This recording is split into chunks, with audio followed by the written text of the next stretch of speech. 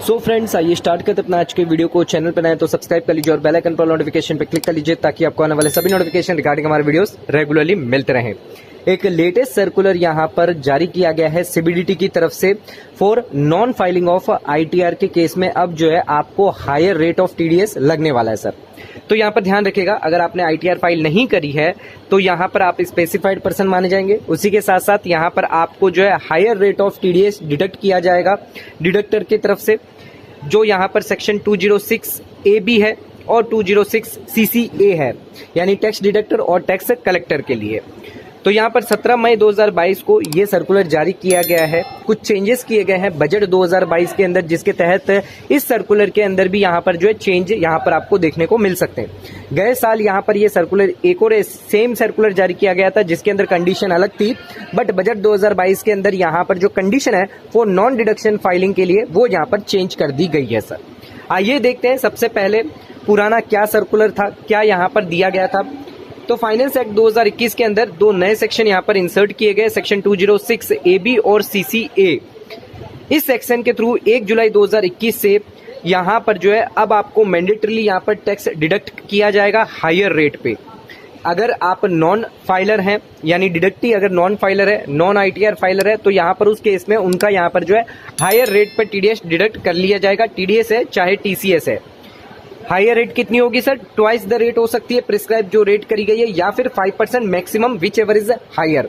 जो भी हायर है, अगर 5% है तो 10% हो जाएगी, और 5% मिनिमम आपकी रहेगी तो मैक्सिमम आपकी यहाँ पर हायर रेट लगने वाली है। उसी के साथ साथ यहाँ पर स्पेसिफाइड पर्सन डिफाइन किया गया है। अगर आप रिटर्न फाइल नहीं करते पिछले 2 असेसमेंट ईयर की, जिसकी period of return filing due date जो है प्रीवियस ईयर जिस साल आपका यहाँ पर टीडीएस डिडक्ट होना है वो डेट जा चुकी है। अगर आप रिटर्न फाइल नहीं करते हैं both the assessment to assessment year की relevant to the previous year immediately previous year before the tax is required to be deducted और कलेक्टेड, यानी जिस साल आपका टैक्स डिडक्ट करना है, कलेक्ट करना है, उसके पहले के 2 असेसमेंट ईयर की अगर आपने आईटीआर फाइल नहीं करी है, अगर नॉन फाइलर है तो आपका हायर टीडीएस डिडक्ट हो जाएगा।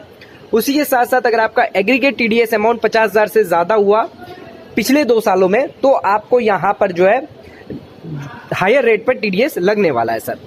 तो उसके लिए यहाँ पर जो है टैक्स डिडक्टर और जो टैक्स कलेक्टर है जो डिडक्ट करेंगे टीडीएस, उनको यहाँ पर डिफिकल्टीज आ रही है, बिकॉज वो कैसे स्पेसिफाइड पर्सन यहाँ पर ध्यान में रखेंगे, बिकॉज यहाँ पर 1000 में अगर डिडक्टी हुए तो उस केस में उन्हें दिक्कत आएगी। एक का यहाँ पर जो है ये ट्रैक कर पाना मुश्किल है कि उन्होंने आईटीआर फाइल करी है या नहीं फाइल करी है। तो यहाँ पर इनकम टैक्स डिपार्टमेंट में उसको आसान करने के लिए, कंप्लायंस बर्डन यहाँ पर कम करने के लिए पोर्टल पर ही, इनकम टैक्स पोर्टल पर ही, यानी कंप्लायंस चेक आप कर सकते हो टीडीएस डिडक्टर और टीडीएस कलेक्टर के लिए। तो यहाँ पर जो है ऑप्शन अवेलेबल कर दिया, चाहे आप चाहे तो सिंगल पैन भी चेक कर सकते हो, या मल्टीपल चाहो तो मल्टीपल भी यहाँ पर चेक कर सकते हो अपने डिडक्टी और कलेक्टी के लिए। तो ये फंक्शनलिटी जो है वो यहाँ पर अवेलेबल कर दी गई है। स्पेसिफाइड पर्सन जो है वो आप डिटेक्ट कर सकते हैं, कौन से स्पेसिफाइड पर्सन है, पूरी लिस्ट निकल जाएगी। जैसे ही आप बल्क में यहाँ पर पैन कार्ड डालेंगे पूरी की पूरी लिस्ट जो है आपको विजिबल कर दी जाएगी। आप डाउनलोड कर सकते हैं, बल्क में चाहे तो बल्क में, सिंगल चाहे तो सिंगल भी आप कर सकते हैं। लेकिन अब फाइनेंस एक्ट 2022 के अंदर जो कंडीशन जो थी वो अब चेंजेस हो चुकी है, स्पेसिफाइड पर्सन की हो गई है। तो स्पेसिफाइड पर्सन अब जो है वो यहाँ पर चेंज हो गया है। उसके साथ साथ कुछ और भी चेंजेस किए गए हैं।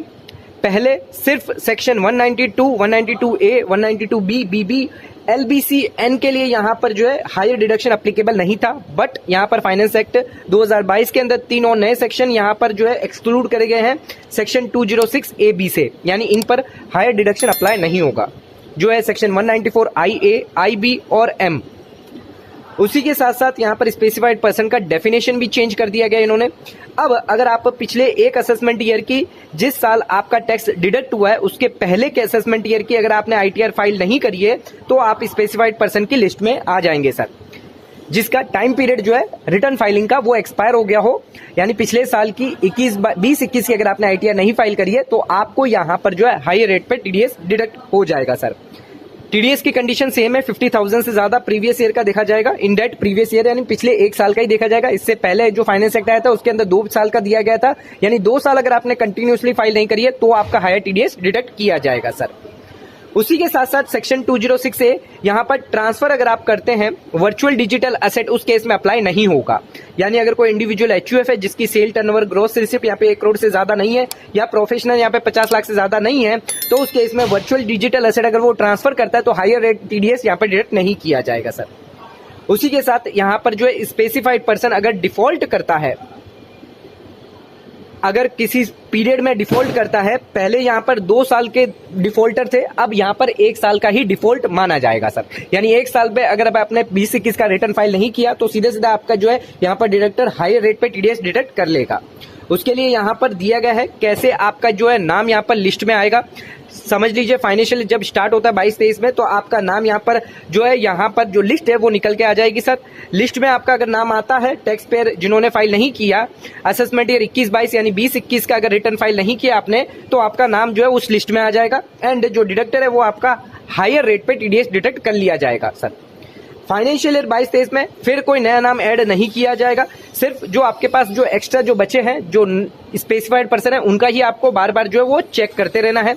जो नॉन स्पेसिफाइड पर्सन है वो सिर्फ आपको एक बार ही देखना है पूरे साल के अंदर, जो स्टार्टिंग में आप देख लेंगे, बार बार आपको चेक करने की जरूरत नहीं होगी सर। तो पूरा प्रोसीजर दिया गया है सर्कुलर के अंदर।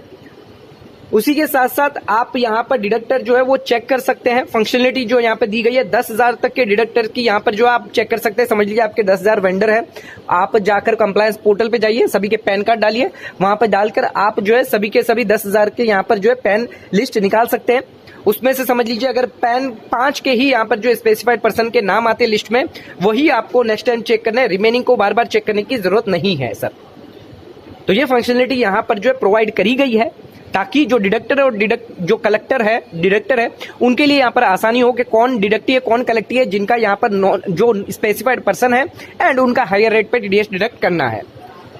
तो start of the financial year में आपको ये एक्टिविटी करनी रहेगी कंप्लायंस पोर्टल पर जाकर। सर्कुलर ये जारी कर दिया गया। अब सिर्फ आपको 1 साल के लिए यहाँ पर देखना रहेगा, यानी 20-21 के लिए देखना रहेगा, 19-20 के लिए आपको नहीं देखना। पहले 2 साल के लिए था फाइनेंस एक्ट 2021 में, अब इसको जो कंडीशन चेंज करके फाइनेंस एक्ट 2022 के अंदर जो है उसको चेंज कर दिया है और उसको 1 साल यहाँ पर कर दिया। उसी के हिसाब से यहाँ पर जो सर्कुलर के अंदर भी यहाँ पर ये जो चेंजेस कर दिया गया। सो होप वीडियो आपको पसंद आया तो चैनल को लाइक और सब्सक्राइब जरूर करेगा, ज्यादा शेयर जरूर करेगा। धन्यवाद।